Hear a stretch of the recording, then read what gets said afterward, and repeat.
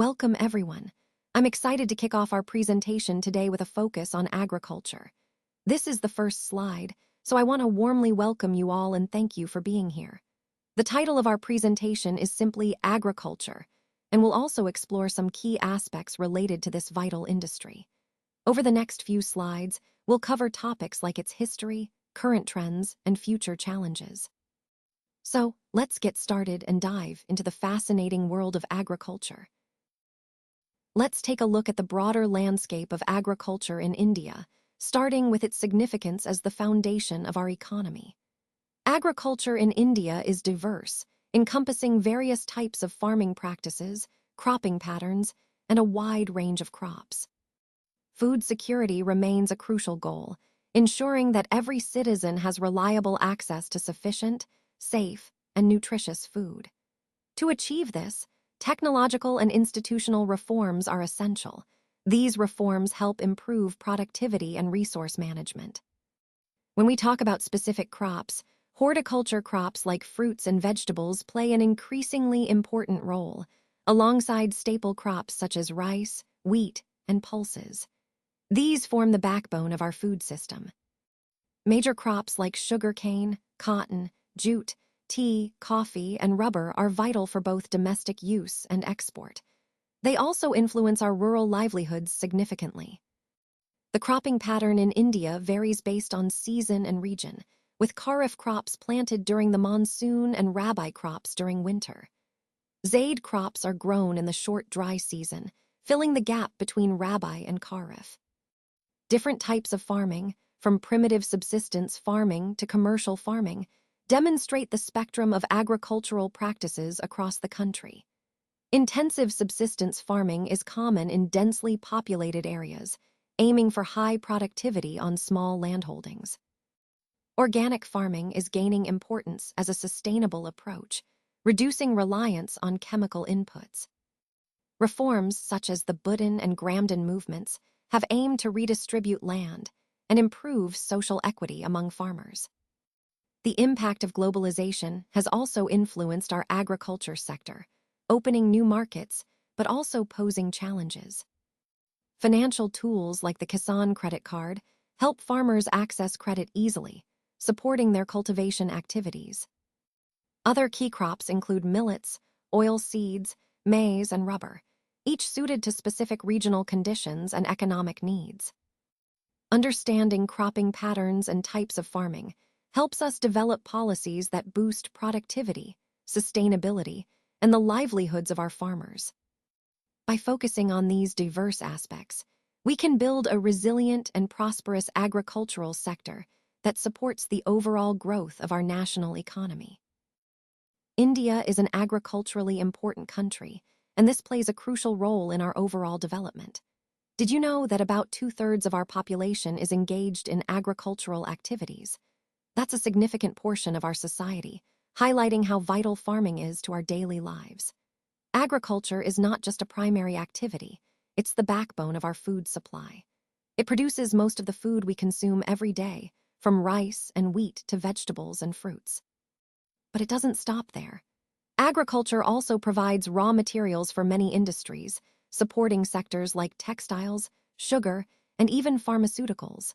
So, understanding agriculture's importance helps us appreciate its impact on our economy, food security, and industry. It's truly the foundation of our nation's growth and well-being. Let's delve into the different types of farming.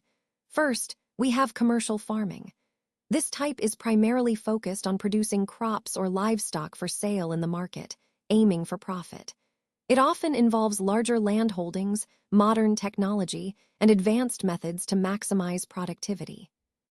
Next, we move to intensive subsistence farming. Here, farmers work very hard, using significant manual labor and some tools to produce enough for their family's needs. This is common in densely populated areas where land is limited, and the goal is to sustain the household rather than sell the surplus. Then there's primitive subsistence farming. This is the most traditional form, often practiced with minimal technology and simple methods. Farmers typically clear small patches of land, grow crops, and move on, without the use of modern machinery or chemicals. Throughout history, agriculture has been an essential activity in our country. Over the years, the methods have evolved, influenced by the physical environment, available technology, and cultural practices. Understanding these different types of farming helps us see how agriculture adapts to various conditions and needs, shaping the economy and society at large. Let's take a look at some of the traditional slash and burn farming practices around the world. For example, in Deepa, Chhattisgarh, they have their own local name for it. In Andhra Pradesh, it's called Padu or Penda. Assam and Meghalaya refer to it as jumming, while in Rajasthan, they call it valor or walter. Moving to Manipur, the practice is known as pamlau, and in Madhya Pradesh, it's called dahiya. In Indonesia, the practice is called ladang, and in Vietnam, it's known as ray. In Brazil, they have roca, and in Mexico and Central America, they refer to it as milpa. Venezuela calls it canuco, and in Central Africa, they call it masol. Now, at its core, this is what we call primitive subsistence farming. It's a simple, traditional method where farmers clear a small patch of land, usually by cutting down the existing vegetation, and then burn it. This process enriches the soil temporarily, allowing the farmers to grow food crops to sustain their families. They rely heavily on natural factors like the monsoon, the soil's natural fertility, and the environmental conditions suitable for their crops. The tools used are primitive, like hoes, dhow, and digging sticks, and family labor does most of the work. An important aspect is that when the soil's fertility diminishes after a few seasons, farmers move to a new patch of land. This shifting allows the original land to recover naturally, as the forest or vegetation regrows, replenishing the soil with nutrients. Overall, this method is sustainable in traditional contexts because it works with nature's cycles, but it's also a practice deeply connected to the environment and local culture. This farming is practiced in areas where land is under a lot of pressure due to high population density. It's what we call labor-intensive farming, which means that a lot of manual labor is involved. To achieve higher yields, farmers rely heavily on biochemical inputs like fertilizers and pesticides, as well as extensive irrigation. Now, one interesting point is that the right of inheritance often leads to land being divided among multiple generations. This division makes the landholdings smaller and less economical to farm. Despite this, farmers continue to try and get the maximum output possible from their limited land. This is mainly because they often don't have many alternative sources of livelihood, so they're motivated to make the most of what they have. It's a clear example of how economic and social factors influence farming practices, especially in densely populated regions. The main characteristic of farming, especially in the context of commercial agriculture, is the use of higher doses of modern inputs. These inputs include things like high-yielding variety or HYV seeds, chemical fertilizers, insecticides, and pesticides. The goal here is to achieve higher productivity and better yields. It's important to understand that the level of commercialization in agriculture can vary quite a bit from one region to another. For example, in Punjab, rice is grown mainly as a commercial crop, meaning it's produced primarily for sale and export. But in Odisha, rice is more of a subsistence crop, grown mainly for local consumption. When we talk about plantations, we're referring to large areas dedicated to a single crop. Some common plantation crops in India include tea, coffee, rubber, sugarcane, and bananas. These plantations are significant because they often involve specialized farming methods and are important for both local economies and exports. So, in essence, commercial farming involves not just growing crops, but doing so with a focus on maximizing output through modern techniques and inputs, and the scale can range from smaller areas to enormous plantations depending on the crop and region. India's physical diversity is really reflected in the way we carry out agriculture and the cropping patterns across the country. You see, we grow a wide variety of crops, including food crops, fiber crops, vegetables, fruits, spices, and condiments. This variety is a direct result of the different climatic and soil conditions found in different regions of India. Now, to manage this diversity effectively, we follow three main cropping seasons: Rabi, Kharif, and Zaid. Each of these seasons corresponds to specific times of the year and is suited to particular crops. Rabi crops are typically grown in winter, Kharif crops are sown with the beginning of the monsoon, and Zaid crops are grown in the short summer season between Rabi and Kharif. Understanding these cropping patterns helps us appreciate how India optimizes its agricultural productivity by matching crops with suitable climatic conditions and seasons. This interconnectedness between our physical environment and agricultural practices is key to India's food security and economic stability. Rabi crops are typically sown in the winter months, from October to December, and then harvested in the summer, between April and June.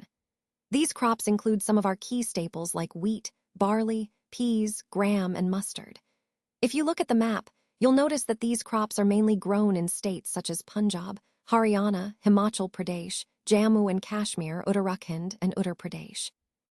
One of the reasons these crops do well is because of the availability of precipitation during the winter months, which comes from western temperate cyclones. This winter rainfall is crucial because it helps ensure good growth and yield for these crops. Overall, Rabi crops are an essential part of our agricultural cycle, providing food and economic stability in these regions. Kharif crops are sown at the onset of the monsoon, which means they start growing when the rains begin, and then they are harvested in the summer, usually around September to October. These crops are quite important for our agriculture, and some of the main ones include paddy, maize, jowar, bajra, tur, moong, and soybean. You'll find these crops being grown in several states like Assam, West Bengal, Odisha, Andhra Pradesh, Telangana, Maharashtra, Kerala, and Uttar Pradesh. An interesting fact is that in states such as Assam, West Bengal, and Odisha, farmers manage to grow 3 different crops of paddy in a single year. These are called O's, Ammon, and Burrow, each with its own planting and harvesting schedule, which helps maximize productivity. So, understanding Kharif crops is key because they form the backbone of our food security during the monsoon season, and their cultivation varies across different regions, adapting to local climatic conditions. Now, let's talk about the Zaid season, which falls right between the Rabi and Kharif seasons. This is a relatively short season that occurs during the summer months. It's quite important because it allows farmers to make the most of the warmer weather by growing specific crops. The key crops during this period include cucumber, watermelon, muskmelon, as well as various vegetables and fodder crops. These crops are mainly cultivated in states like Uttar Pradesh, Punjab, Haryana, and Gujarat. The Zaid season helps bridge the gap between the 2 main crop cycles, ensuring continuous agricultural productivity and supply throughout the year. It's a crucial part of our overall cropping calendar, especially in regions with favorable summer conditions. Let's take a closer look at some of the major crops that are vital to this region. These crops are the backbone of local agriculture and significantly influence the economy and food security here. When we talk about major crops, we're referring to those that are most widely cultivated and have the greatest impact. For example, crops like rice, maize, and wheat often top the list, but depending on the area, other crops like barley or millet might also be key. These crops are not only essential for local consumption, but also for export and trade. Understanding what these major crops are helps us see how agriculture shapes the overall landscape, economy, and even cultural practices. So, as we go through this presentation, keep in mind how these crops connect to broader themes like sustainability, economic development, and food security. Rice is our staple food crop, and it plays such a vital role in our daily lives. In fact, our country ranks as the 2nd largest producer of rice in the world, just after China. It's a Kharif crop, meaning it's primarily cultivated during the monsoon season. To grow rice successfully, it needs high temperatures, above 25 degrees Celsius, and high humidity levels. Plus, it requires a good amount of rainfall, more than 100 centimeters annually. You'll find rice being cultivated mainly in the plains of northern and northeastern India, as well as in coastal areas and deltaic regions. These regions provide the ideal conditions for rice growth. But because rice fields often need a lot of water, a dense network of irrigation is essential. That's why states like Punjab, Haryana, Uttar Pradesh, and Rajasthan have extensive irrigation systems in place. Overall, rice's importance is not just in feeding millions, but also in shaping agricultural practices across diverse regions of our country. Wheat is actually the second most important cereal crop in the northern and northwestern parts of our country. It plays a crucial role in our agriculture and food security. This crop is grown during the Rabi season, so it needs a cool growing period to thrive, along with bright sunshine during the ripening stage to ensure good grain development. Additionally, wheat requires about 50 to 75 centimeters of rainfall throughout its growing season, and this rainfall needs to be evenly distributed to prevent drought stress or waterlogging. The major wheat-producing states that contribute significantly to our national output are Punjab, Haryana, Uttar Pradesh, Bihar, Rajasthan, and Madhya Pradesh. Understanding these conditions helps us see how climate and regional factors influence wheat cultivation, which is vital as we explore our country's diverse agricultural landscape and work towards sustainable food production. Jowar, bajra, and ragi are some of the most important millets grown in India. These are often referred to as coarse grains, but what's really interesting is that they are incredibly rich in nutritional value. For example, ragi is known for being very high in iron, calcium, and other micronutrients, as well as roughage. These millets are not just traditional staples, they are powerhouse foods that can contribute significantly to our health. Incorporating them into our diet can help address nutritional deficiencies and promote overall well-being. So, even though they might be called coarse grains, their benefits are anything but coarse. Let's talk about the major jowar-producing states in India. These are Maharashtra, Karnataka, Andhra Pradesh, and Madhya Pradesh. You'll notice that jowar is predominantly grown in these regions because of their favorable climate. It's quite interesting that jowar is mainly a rain-fed crop, meaning it relies heavily on natural rainfall rather than irrigation. This makes it well-suited for the moist areas where rainfall is sufficient. In fact, these moist zones provide the ideal conditions for jowar to thrive without the need for extensive irrigation. So, understanding where jowar is grown and how it depends on natural rainfall helps us appreciate its significance in these regions. It's a crop that's well adapted to the local climate, supporting the livelihoods of many farmers there. Now, let's take a look at the major bajra-producing states in India. The leading regions are Rajasthan, Uttar Pradesh, Maharashtra, Gujarat, and Haryana. These states have the ideal climatic and soil conditions that make them suitable for bajra cultivation. Bajra, as you might know, grows particularly well on sandy soils and shallow black soils. These soil types provide the right drainage and nutrient conditions for the crop to thrive. Throughout this presentation, we've seen how climate and soil play crucial roles in crop production, and bajra is a perfect example of a crop that's well adapted to specific environmental conditions. So, understanding where bajra is grown and the soil preferences helps us appreciate its significance in Indian agriculture. Now, let's look at the major ragi-producing states in India. These states include Karnataka, Tamil Nadu, Himachal Pradesh, Uttarakhand, Sikkim, Jharkhand, and Arunachal Pradesh. Each of these regions plays a significant role in ragi cultivation due to their favorable climatic and soil conditions. Speaking of soil, ragi grows best on various types of soils. You'll find it thriving on red soils, which are common in many parts of India, as well as black soils that have good moisture retention. It also does well on sandy soils, which are well-draining, and loamy soils that have a balanced mixture of sand, silt, and clay. Additionally, shallow black soils are also suitable for ragi cultivation. Understanding these soil preferences helps us see why these specific regions are ideal for ragi farming. It also ties into the overall theme of how climate and soil types influence crop distribution and productivity across India. Maize is a kharif crop, which means it's primarily cultivated during the monsoon season. It serves a dual purpose as both food and fodder, making it very versatile for farmers. For optimal growth, maize requires temperatures between 21 degrees C and 27 degrees C, so it thrives in warm, moderate climates. It grows particularly well in old alluvial soils, which are rich and well-drained, providing the right nutrients for healthy development. The use of modern agricultural inputs, such as high-yield variety seeds, fertilizers, and irrigation techniques, has significantly boosted maize production over the years. These advancements help farmers achieve better yields and meet the growing demand. When we look at the major maize-producing states in India, Karnataka, Uttar Pradesh, Bihar, Andhra Pradesh, Telangana, and Madhya Pradesh stand out. These regions have the right climate, soil, and resources to support large-scale maize cultivation, contributing substantially to India's overall food and fodder supply.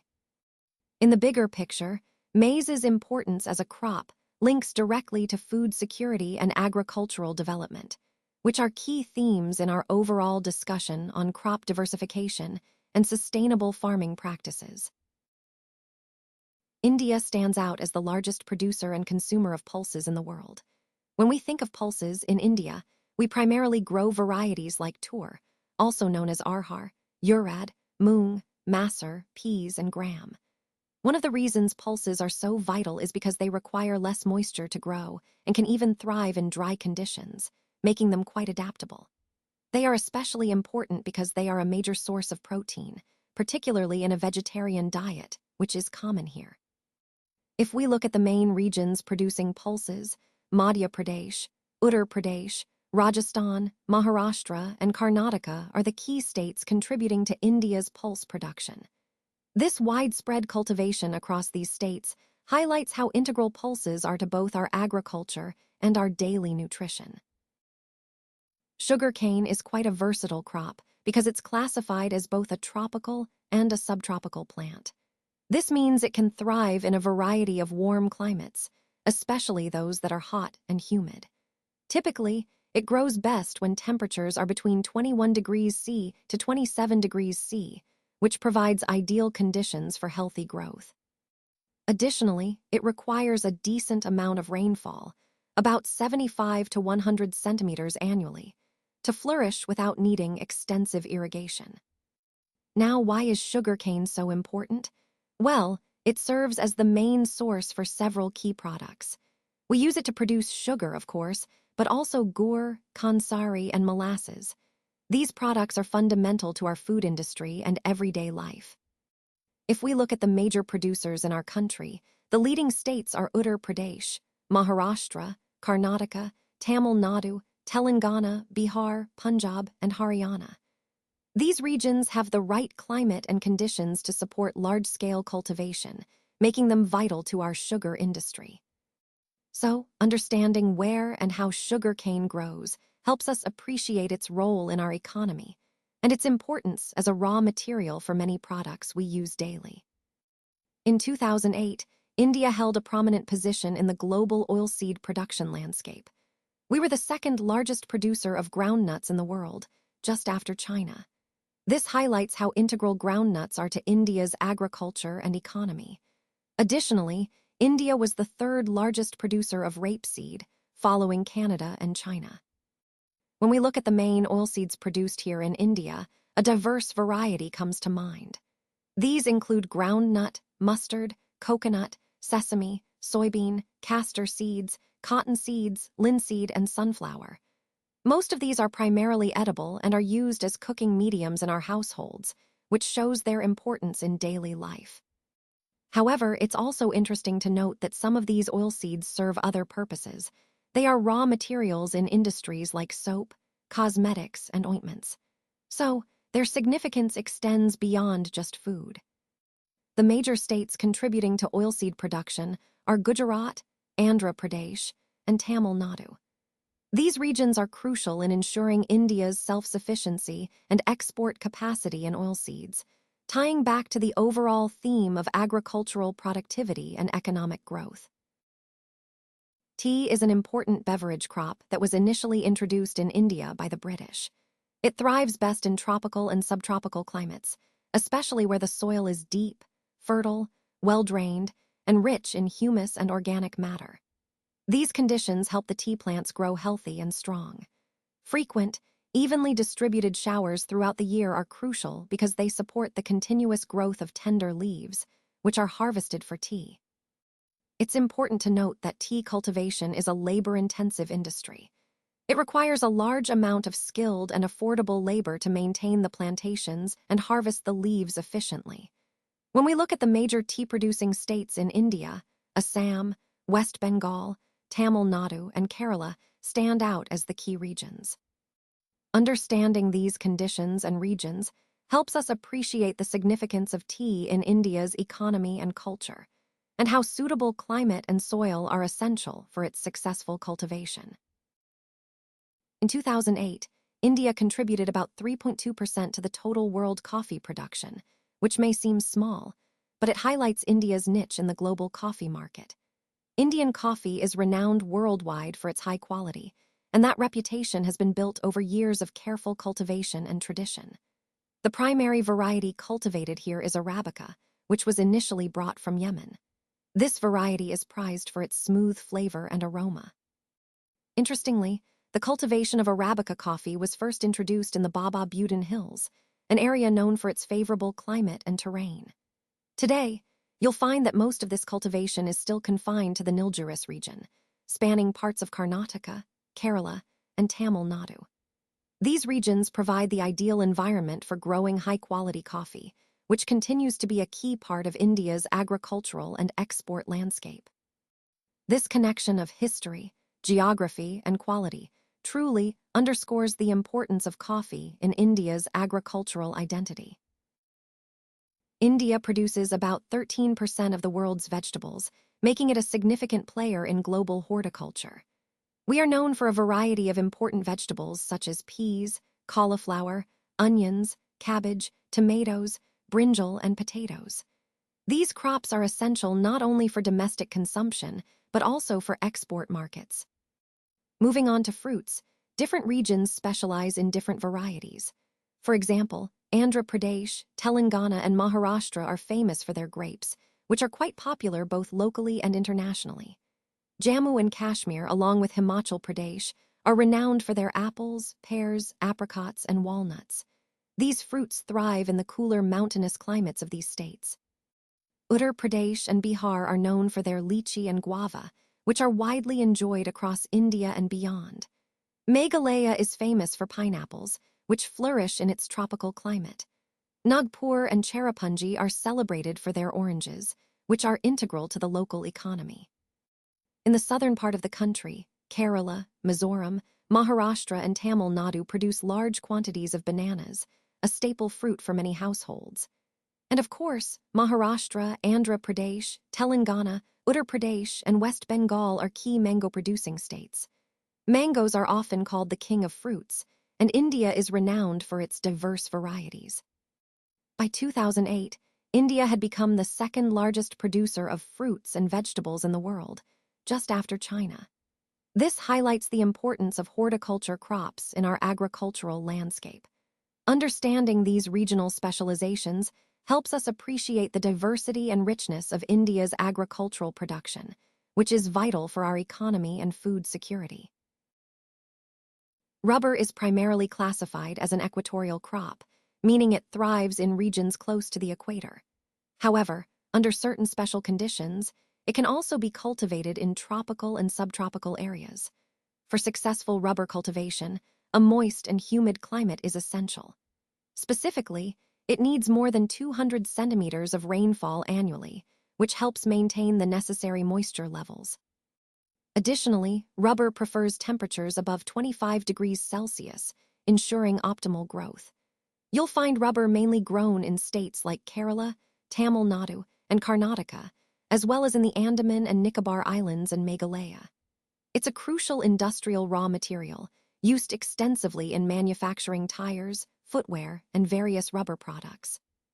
So, understanding these climatic and regional factors helps us appreciate why rubber cultivation is concentrated in these specific areas. Jute is often called the golden fiber because of its rich, natural appearance, and economic importance. It thrives best on well-drained, fertile soils, particularly in floodplains where the land gets renewed every year. This renewal is crucial for maintaining the soil's fertility and supporting healthy jute growth. During its growing period, jute requires high temperatures, which helps speed up the growth process and improve fiber quality. Jute has a variety of uses that make it quite versatile. It's commonly used in making gunny bags, which are still popular for packaging grains and other commodities. You'll also find it in mats, ropes, yarns, carpets, and various artifacts, showcasing its strength and durability. However, despite its many benefits, jute is facing stiff competition from synthetic fibers like nylon. Because jute is more costly, its market share is shrinking, especially in the packaging industry. Synthetic materials are often cheaper, more resistant to pests, and easier to store, which appeals to manufacturers and consumers alike. In India, the major jute-producing states are West Bengal, Bihar, Assam, Odisha, and Meghalaya. These regions have the ideal climate and soil conditions to cultivate jute successfully. Understanding these key points highlights not just the economic importance of jute, but also the challenges it faces in modern times. In 2008, India was the second largest producer of cotton in the world, right after China. Cotton cultivation thrives in the drier regions of the black cotton soil found in the Deccan Plateau. This soil and climate are ideal because cotton needs high temperatures, light rainfall, and plenty of bright sunshine to grow well. It's a kharif crop, which means it's sown with the arrival of the monsoon and takes about 6 to 8 months to mature. When we look at the key cotton-producing states, Maharashtra and Gujarat are the top players, followed by Madhya Pradesh, Karnataka, Andhra Pradesh, Telangana, Tamil Nadu, Punjab, Haryana, and Uttar Pradesh. Understanding these regions helps us see how climate and soil conditions influence cotton production across India, tying into the broader theme of how geography shapes agricultural patterns in the country. Agriculture provides livelihood for more than 60% of our population, and because of that, it really needs some serious technical and institutional reforms. After independence, the government focused on several key strategies like collectivization, consolidation of holdings, cooperation, and the abolition of zamindari systems. These efforts were aimed at bringing about meaningful institutional changes in the farming sector. Now, one of the main issues we faced was land fragmentation, especially due to the right of inheritance, which often led to smaller and more scattered landholdings. To address this, laws of land reforms were enacted, but unfortunately, the implementation of those laws was often weak or lukewarm, which limited their impact.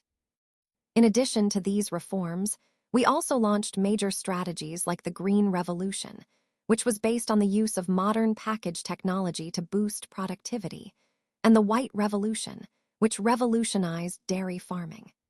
These initiatives played a crucial role in improving the overall situation of Indian agriculture. So overall, these technological and institutional reforms were vital steps to modernize agriculture, increase productivity, and improve the livelihoods of our farmers, aligning with our broader goal of achieving sustainable development in the agricultural sector. Let's now look at some other important schemes introduced by the Government of India to support our farmers. One of these is the Kisan Credit Card, or KCC. This scheme is designed to provide farmers with timely and easy access to credit for their agricultural needs. It simplifies the process of obtaining loans, making it more convenient and accessible. Another significant initiative is the Personal Accident Insurance Scheme, or PAIS. This scheme offers insurance coverage to farmers in case of accidents, ensuring financial security in unforeseen situations. Beyond financial schemes, the government also provides valuable information through special weather bulletins and agricultural programs on radio and television. These updates help farmers plan their activities better and stay informed about weather conditions and farming techniques. Additionally, the government actively works to protect farmers from exploitation. It announces minimum support prices, or MSP, which are the official prices for important crops. These prices aim to ensure that farmers get a fair return for their produce and are not cheated by middlemen or speculators. All these efforts, financial schemes, timely information, and fair pricing, are part of a broader approach to empower farmers, improve their livelihoods, and promote sustainable agriculture. Mahatma Gandhi once declared Vinoba Bhave as his spiritual heir, recognizing his deep commitment to nonviolence and social reform. Vinoba Bhave then took the lead in the Budden-Gramden movement, which was a remarkable effort to promote land redistribution through voluntary donations. The idea was to encourage zamindars, or landowners, to willingly donate a part of their land to the landless, helping to reduce inequality and foster social harmony. This movement was often called the Bloodless Revolution because it relied on peaceful persuasion and voluntary giving, rather than force or coercion. It exemplifies Gandhian principles of nonviolent change and underscores the importance of community-led efforts in social transformation. Through this movement, Vinoba Bhave aimed to create a more equitable society, aligning perfectly with the overall theme of social justice and nonviolent activism that runs through our presentation. In 2010-11, about 52% of the total workforce was employed in the farm sector. This shows how significant agriculture has been historically for employment in India. However, at the same time, the share of agriculture in the country's GDP has been gradually declining.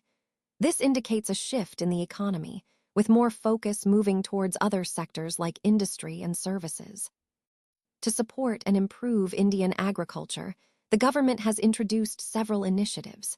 For example, the Indian Council of Agricultural Research, or ICAR, along with agricultural universities, are working on research and development. Veterinary services and animal breeding centers are also part of these efforts. In addition, there's a focus on horticulture development, meteorology, and weather forecasting. These initiatives collectively aim to modernize agriculture, enhance productivity, and make the sector more sustainable. All of this ties into the broader theme of India's evolving economy, shifting from a primarily agrarian economy towards a more diversified and modern one. Let's take a closer look at some of the key components of our national food security system. First, we have the Food Corporation of India, or FCI. Its main role is to procure food grains directly from farmers, and it does so at a price set by the government, known as the Minimum Support Price, or MSP. This ensures that farmers get a fair price for their produce and encourages them to produce more. Next, we come to the Public Distribution System, often called the PDS. This is a crucial program that helps provide food grains and other essential commodities at subsidized prices. It operates in both rural and urban areas, making sure that vulnerable populations have access to affordable food. Finally, there's the buffer stock scheme. Think of this as a storage system that holds a reserve of essential commodities.